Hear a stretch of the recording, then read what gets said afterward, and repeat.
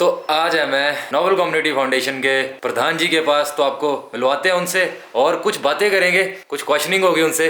तो बस बने रहो वीडियो में। दिवाली के ऊपर मैसेज देंगे कुछ आप लोगों को। चलो डायरेक्ट मिलते हैं प्रधान जी से। ये रहे। तो सबसे पहले तो आपको बहुत बहुत कॉन्ग्रेचुलेशंस, क्योंकि आप काफ़ी अच्छा काम कर रहे हो। काफ़ी उसको मैंने रिसेंटली आपका काम देखा, आप मीटिंग में भी गए थे, अपने हेल्थ मिनिस्टर से मीटिंग थी आपकी।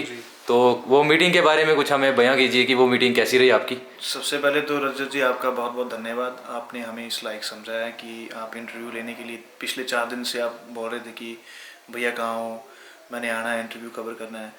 तो दोबारा फिर आपका बहुत बहुत धन्यवाद। आपने पूछा है कि शिमला में जो मीटिंग रही थी वो कैसी रही थी। हाँ जी। मीटिंग आपने जो सोशल मीडिया में फ़ोटो वगैरह देखी हैं वो मतलब सक्सेसफुल मीटिंग थी। IAS अधिकारी वहाँ पे पार्टिसिपेट थे, उन्होंने अच्छे तरीके से हमें गाइड किया, जो जो हमारे ड्रॉबैक थे उन्होंने बताए। और एक उस मीटिंग को सक्सेसफुल करने के लिए वहाँ पे जो हमारे वॉलंटियर थे उन्होंने अहम भूमिका अदा की है। ओके जी।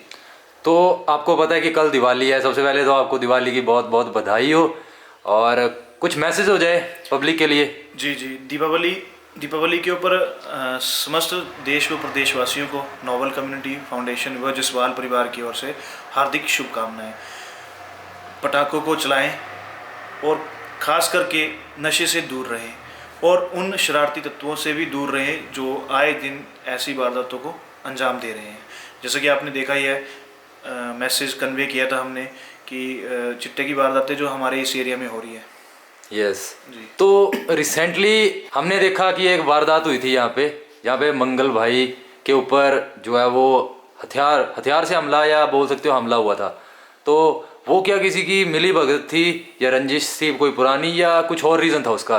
आपको क्या लगता देखो है? ऐसे अब जब तक वेरीफाई नहीं होता, क्योंकि वो नकाबपोश थे, ओके। ना तो उनका फेस जो दिख रहा था, फेस का ढका हुआ था, बाइक का नंबर नहीं था, इवन बाइक का रिकॉर्ड भी नहीं था। और जब ये वारदात हुई है सॉरी, इवन मुझे भी विश्वास नहीं होता जब उन्होंने मेरे को कॉल करी कि ऐसे हुआ। मैं क्या भाई मजाक क्यों कर रहे हो। फिर इन्होंने मॉर्निंग रात को मेरे को बताया कि भाई साहब ऐसे हुआ है। वेरीफाई करने के लिए हमने कैमरे जो फुटेज थी वो भी चेक करी, उसमें कोई उनका कोई संपर्क नहीं था, ना ही कोई पिक्सल था कि वो उसको वेरीफाई कर सके।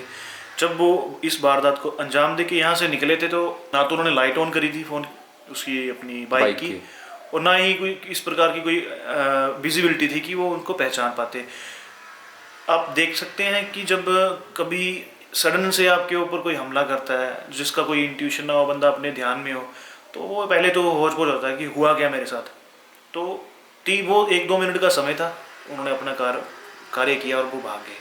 हाँ, ऐसा नहीं है वो भाग गए हैं, वेरीफाई तो हो जाएंगे। रंजिश के बारे में हम ऐसे किसी को कुछ नहीं बोल सकते, क्योंकि जब आप एक अच्छा काम करते हैं, सोशल सेक्टर में काम करते हैं, तो आपको तरह तरह की हर्डल्स आएंगे, आपके ऊपर क्वेश्चन भी होंगे, आपके ऊपर लांछत भी लगेगी कि जो बराबरी नहीं कर सकते वो एक हाफते आजकल सोशल मीडिया में या आप इंस्टा में रील्स में देखते रहते हैं मोटिवेशनल।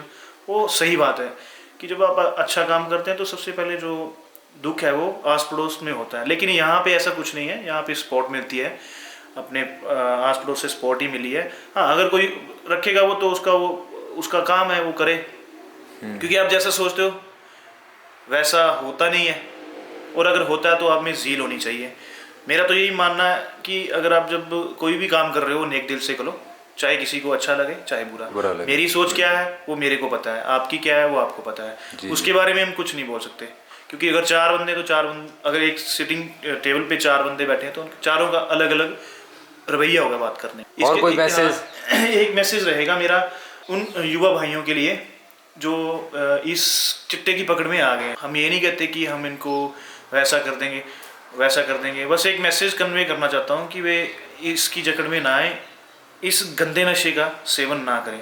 क्योंकि जब एक पेरेंट्स अपने बच्चों को पढ़ाते हैं तो उनको बड़ी आस होती है कि वे बड़ा हो जाएगा तो हमें संभालेगा, लेकिन जब वो बड़ा हो रहा है चिट्टे की गढ़ में उनके पेरेंट इतने दुखी हो चुके हैं, उनको संभालने के लिए उनको रिहैबिलिटेशन सेंटर में अपने बच्चों को भेजना पड़ रहा है।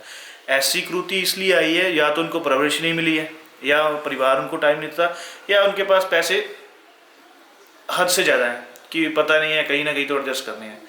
तो एक तो पेरेंट्स को अपने बच्चों के ऊपर निगरानी रखनी पड़ेगी, क्योंकि पेरेंट खुद मजबूर है वो अगर 10 मांगे तो 100 देते हैं। थोड़ा वो क्वेश्चनिंग जरूर होनी चाहिए एक परिवार में। बिल्कुल। जी तो बहुत अच्छा लगा आपसे बात करके। जी रजत जी, एक बार फिर आपका बहुत बहुत धन्यवाद। Thank you so much.